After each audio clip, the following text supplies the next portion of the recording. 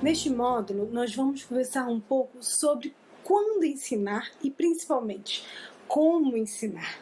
Então, no último módulo, a gente conversou bastante sobre a importância da gente organizar nosso ambiente, preparar tudo para realizar o ensino das nossas crianças. E neste módulo, a gente vai compreender um pouco mais sobre quais são as possibilidades, quais são as formas que nós podemos estar realizando este ensino. Quando a gente fala sobre o momento certo para ensinar, a gente precisa tentar muito para a nossa criança. A gente precisa verificar se ela realmente está naquele momento atenta a gente, atenta ao estímulo que a gente quer mostrar, a qual é o objeto, qual é a pergunta que a gente quer fazer, o que a gente deseja, qual é o nosso objetivo naquele momento. E a gente precisa muito observar se existe uma motivação, ou seja, se a criança realmente está interessada em aprender aquilo, se ela realmente naquele momento ela está interessada em estar interagindo com a gente e realizando aquela atividade ou aquela aprendizagem. Isso é essencial. Okay? Mas vamos conversar um pouco mais sobre o ensino. Quando a gente fala sobre análise do comportamento, a gente está falando sobre uma ciência que desenvolveu ao longo dos anos diversas estratégias, diversos procedimentos para realizar o ensino da criança. Alguns destes procedimentos, com o passar do tempo, eles se tornam mais conhecidos ou menos conhecidos. Por exemplo, neste momento, a gente escuta muito falar sobre o Denver como uma estratégia de ensino, mas existe também a tentativa discreta, que muitas vezes é associada como sendo mesene. A gente vai falar que não é bem isso, né? Mas é muitas vezes associada a um ensino mais estruturado, e isso é verdade. A gente fala muito sobre ensino naturalístico, a gente então tem várias possibilidades, é uma infinidade, gente, de procedimentos para realizar o ensino. Todos estes procedimentos, eles vêm da análise do comportamento. E eu costumo dar como exemplo que essas estratégias, esses procedimentos, eles são ferramentas que o profissional deve possuir para que ele esteja realizando de modo individualizado o ensino de uma criança. Então vamos fazer aqui uma analogia para a gente compreender melhor isso. Imagina, por exemplo, que você é um artista, que você é um pintor. Se eu lhe der somente a cor azul, você irá fazer obras belíssimas, mas pensando em cores, você irá se limitar a uma cor ou a um gradiente de tons de azul, porque você não possui outras cores que você possa criar, que você possa pintar. Se eu lhe der o amarelo, além do amarelo, você consegue criar, a partir da mistura com azul e com amarelo, outras possibilidades de ensino. Então você pode perceber que uma parte do seu quadro, o azul ele vai ficar muito bonito, mas em outro o amarelo é mais apropriado e vai ficar mais interessante. Se eu lhe der o vermelho, aí eu aumento ainda mais o leque de opções que você pode estar criando a partir daí. A mesma forma acontece com a análise do comportamento. Se a única coisa que você conhece, que você domina e que você sabe fazer é um determinado procedimento, isso vai limitar toda a sua atuação a este determinado procedimento. E muitas vezes você vai viver situações onde o amarelo seria muito melhor, onde de repente um verde seria muito mais interessante. Mas como você não conhece as outras cores, como você não tem as outras cores no seu repertório, você se limita a pintar tudo de uma determinada cor. Isso é o que acaba acontecendo quando o profissional ele acaba se limitando apenas a uma forma de procedimentos. O ideal é que você tenha todos esses procedimentos, todas essas ferramentas aqui, e você conheça, e a partir da pessoa, a partir do seu cliente, você define, o Denver para essa família vai ser interessante, é uma família que pode participar muito do ensino, pode se engajar muito, porque o Denver é baseado absolutamente muito com o ensino de cuidadores. A premissa dele é que o ensino é feito através de cuidadores, isso é algo importante, tá? Muitas vezes a gente não sabe. Então, os cuidadores têm um papel mais do que fundamental durante o Denver. E muitas vezes a gente vê o Denver sendo feito somente, exclusivamente, através de aplicadores. Já não é Denver, tá? Tem essas questões. Mas eu acabo muitas vezes fazendo isso. Eu acabo limitando a um determinado formato, a um determinado procedimento e não analiso o que realmente essa criança precisa. Para uma criança, por exemplo, deve ser interessante, mas olha, ensinar tentativa discreta, ensinar alguns procedimentos por tentativa discreta também podem ser bom e trazer muitas aprendizagens para o repertório dessa criança. De repente, o ensino naturalístico, levando em consideração que essa é uma criança que passa muito tempo, de repente, brincando no playground, em situações desestruturadas, pode ser muito interessante. Se eu foco o meu ensino somente em um procedimento, eu me limito. E eu limito as possibilidades do meu cliente, eu limito o que o meu cliente pode aprender. E isso acaba podendo ser prejudicial para o caso, podendo ser prejudicial para o que você está fazendo. O interessante é que o profissional conheça, domine todas as possibilidades de procedimento o máximo possível. E a partir daí, ele não parta o que vai ser feito baseado no que ele conhece. Ele parte o que vai ser feito baseado no que o cliente precisa que seja feito. Vocês observam que muda bastante a forma de tomar a decisão sobre qual o melhor procedimento. Então, essa é a minha opinião sobre este assunto, é a opinião de muitos pesquisadores, de muitos autores sobre este assunto. Eu sei que não é uma unanimidade, né? Mas é algo que vocês podem estar refletindo e pensando sobre isso, ok? Por que eu estou falando isso? Porque a gente pode ensinar as crianças de diferentes formas usando diferentes estratégias. Aqui eu vou focar com vocês mais em duas formas, pensando inclusive englobando várias coisas em cada uma delas, tá? Então já fazendo isso de usar o azul, o vermelho e o verde, a gente ter o melhor de cada uma, a gente analisar o melhor de cada uma durante o ensino. Mas aqui eu quero trazer para vocês principalmente duas formas que são mais populares, que são mais comuns da gente realizar o ensino. Que o meu ensino mais natural, mais em ambiente natural, digamos assim. E outro é um ensino que eu vou chamar aqui de estruturado. É um ensino mais organizado, exatamente o que eu vou fazer, quando, com o quê. Então eu vou explicar para vocês quais são as características de um, quais são as características do outro, o que pode ser interessante de ensino de cada um, isso é algo que pode variar muito de acordo com a criança, mas principalmente quando eu vou usar mais um, quando eu vou usar mais o outro, na forma de estar ensinando a minha criança, na forma de estar ensinando o meu adolescente, o adulto, ok? Então a primeira forma da gente realizar o ensino é uma que eu confesso que eu amo, é esse ensino mais natural. Por que que a gente chama ele de natural? Ele é um ensino em que ele busca usar todas as possibilidades no ambiente natural da criança, no contexto onde ela vive, com as pessoas com que ela interage, com as coisas que ela interage, e a partir dos interesses e das situações que a criança vai vivendo, a gente vai buscando formas de ensinar, a gente vai aproveitando oportunidades naturais que acontecem ao longo do dia para realizar o ensino da criança.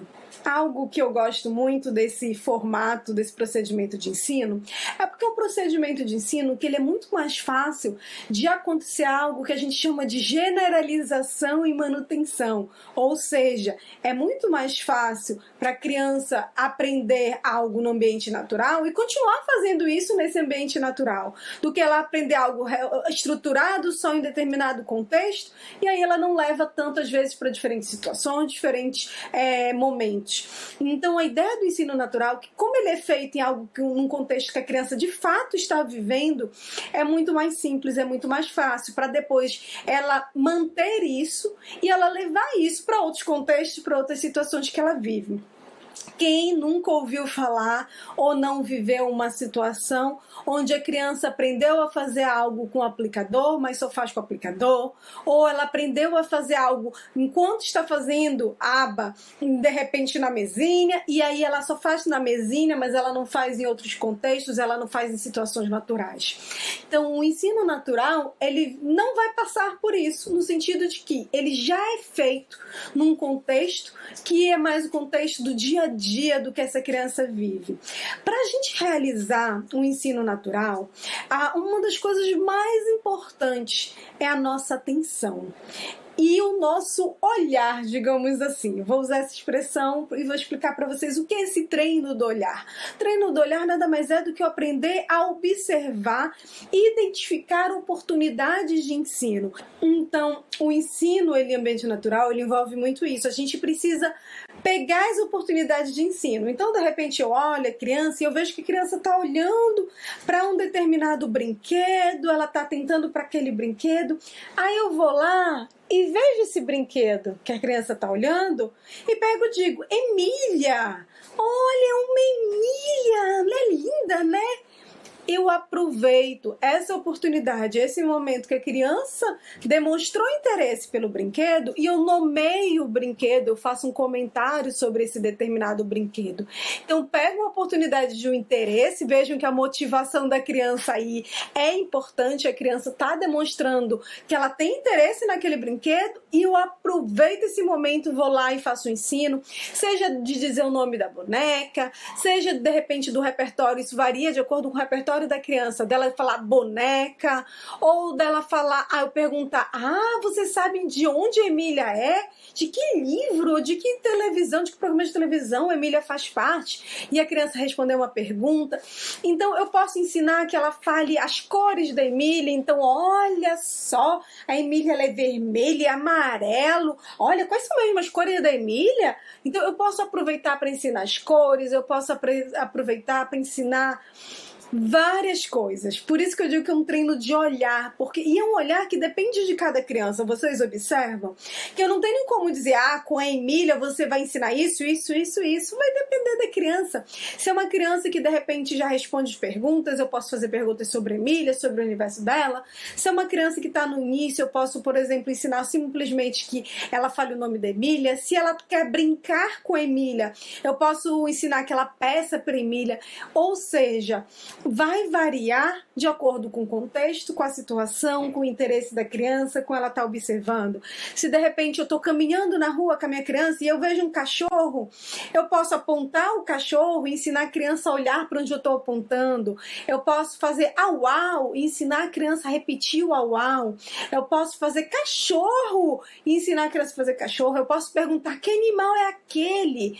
Eu posso fazer uma infinidade de ensino a partir de uma situação natural, que eu estou andando na rua, passa um cachorro e a criança demonstra interesse e olha para o cachorro e eu aproveito essa oportunidade, eu aproveito este momento para realizar diversos ensinos e esses ensinos vão variar de acordo com os seus objetivos, a gente já falou sobre isso, de acordo com o que essa criança precisa.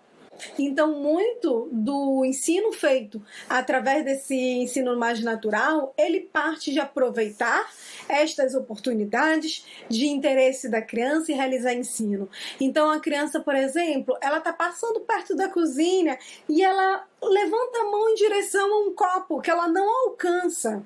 Eu vou lá e digo, copo, a criança repete copo, eu entrego o copo para ela e eu aproveito para ensiná-la a pedir o copo. Ou então, de repente, a mãe entra na casa e ela olha em direção ao barulho de onde a mãe veio. E aí você diz, mamãe chegou! E ela repete, mamãe chegou e corre. Então eu posso ensiná-la a fazer um comentário sobre algo que acabou de acontecer. O ensino natural, você precisa muito disso, dessa atenção, esse momento certo para eu realizar o ensino e também precisa muito que eu saiba o que eu quero ensinar, porque se eu não sei o que eu quero ensinar, eu vou ter dificuldade de reconhecer as oportunidades. Eu não vou perceber, aqui é um bom momento para o ensino ou não, porque eu não sei exatamente o que eu quero ensinar. É importante que nesse ensino, que é um ensino mais natural, a gente não sobrecarregue a criança. Como assim? Eu não quero que ao longo do dia se torne uma sabatina para a criança. Então, que cor é essa? Quantos tem aqui? O que é isso? O que você vai fazer aqui? Diga X, diga Y, faz assim, faz assado. Muito cuidado, gente. É preciso ter um equilíbrio. Se eu começo a fazer uma sabatina para a criança e ficar perguntando, demandando, ela vai dizer, não quero interagir com você. Imagina vocês. Se fosse com vocês, de repente, sei lá, você está no ambiente de trabalho e aí chega alguém e fica andando atrás de você e perguntando, Mari, o que é afastamento positivo? E negativo? E punição? Me fale sobre a operação motivadora. uma hora você diz, não, peraí, eu tô aqui só escrevendo, eu tô terminando o relatório, Enfim, a gente precisa analisar sobre isso, precisa ter um equilíbrio, precisa estar percebendo isso, precisa ser natural. Inclusive nisso, a gente às vezes começa a fazer, como eu digo, esses questionários com a criança, só que essa não é a forma natural que a gente interage. Eu não fico, por exemplo, com uma pessoa enchendo ela de perguntas o tempo todo. Eu vou fazer um comentário, eu vou falar alguma coisa que eu achei interessante, eu vou continuar a interação, então eu vou perguntar, olha, que é essa boneca? E a criança diz, é Emília. Ai, Emília, eu adoro o Sítio do Pica-Pau Amarelo, sabia? A forma como a gente continua essa interação, a forma como a gente continua essa fala, ela é natural, ela não é. E quantos anos ela tem? E onde ela mora? E quem é a dona dela? E não é essa forma que a gente interage naturalmente. E o que a gente quer quando a gente fala do ensino natural não é somente que ele seja feito no contexto natural, mas que a forma como a gente ensina também é uma forma natural, é uma forma desse dia a dia. As consequências, digamos assim, que a gente vai dar para a criança, elas são consequências mais naturais e lógicas possíveis. Um exemplo, se eu estou fazendo um ensino às vezes mais estruturado com a criança, às vezes a gente usa ficha, economia de ficha. E então a criança, eu pergunto para ela, olha, o que é esse animal? Cachorro. Ah, muito bem, eu entrego a ficha.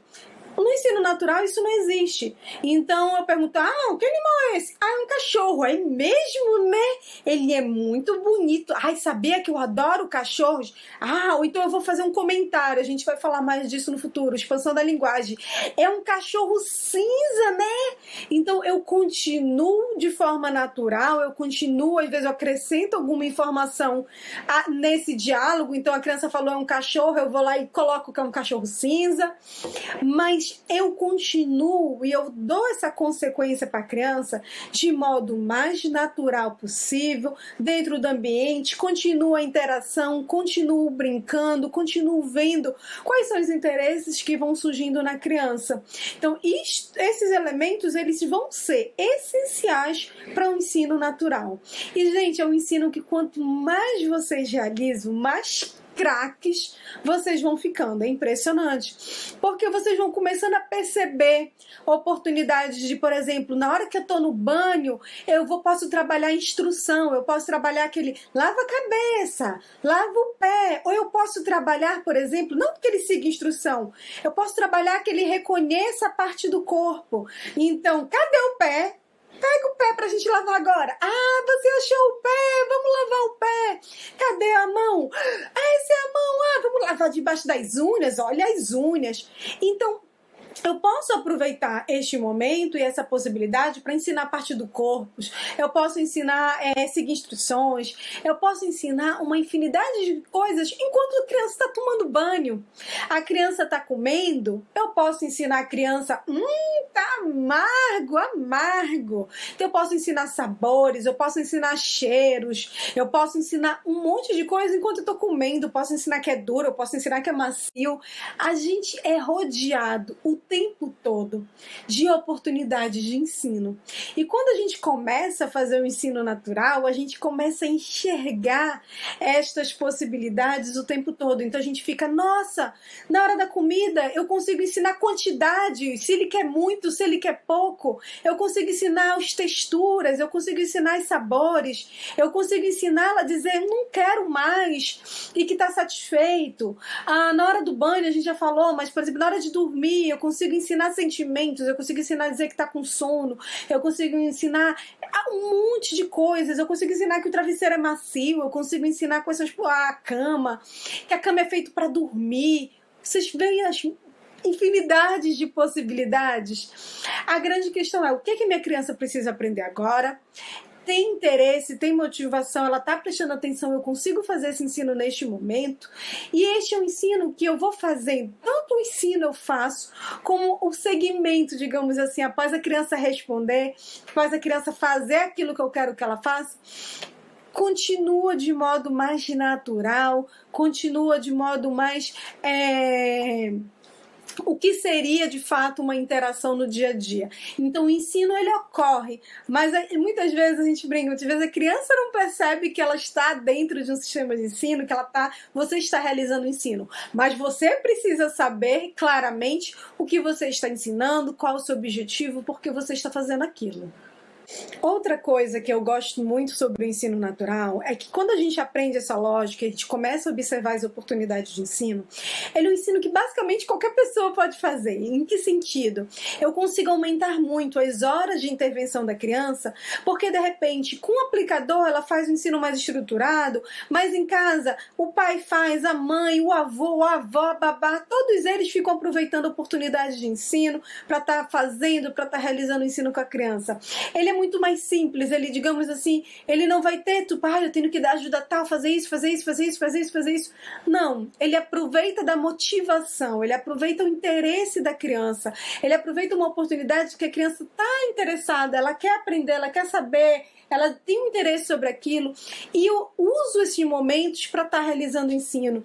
Então é aquela questão de que a criança quer entrar dentro do carro para sair para passear. Você vai lá e ensina a criança a falar, abre, você vai lá, a criança fala, abre, você abre a porta para ela e ela entra. Ou então, você quer ensinar a criança a fazer perguntas e ela não faz uma pergunta natural, mas olha, ela adora sair.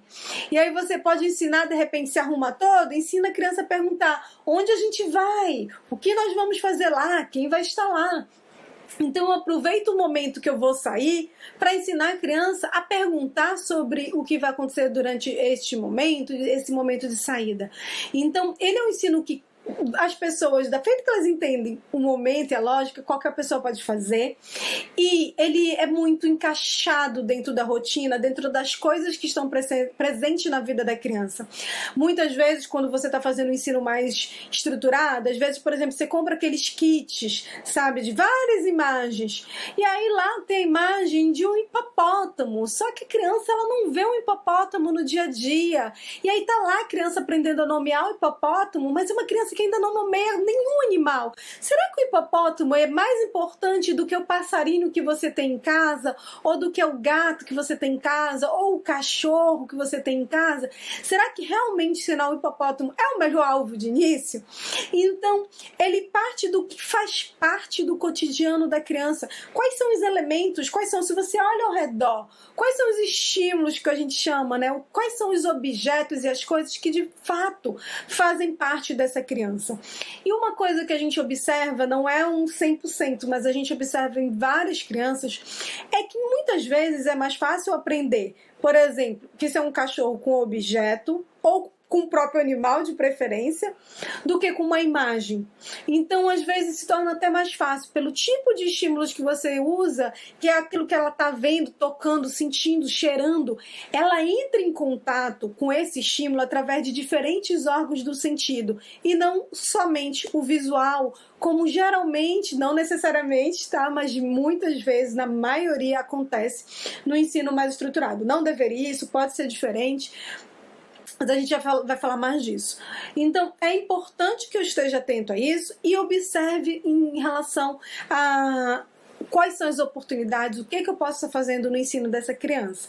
Ensino natural é maravilhoso, é algo que a gente deve fazer sempre, sim, no dia a dia da criança, mas existem também outras formas de ensino que são importantes, como é o caso da tentativa discreta, que a gente chama, com esse ensino mais estruturado, esse ensino mais organizado. E a gente vai falar na nossa próxima aula sobre isso e porque essa estratégia também é relevante, também é importante. Um beijo!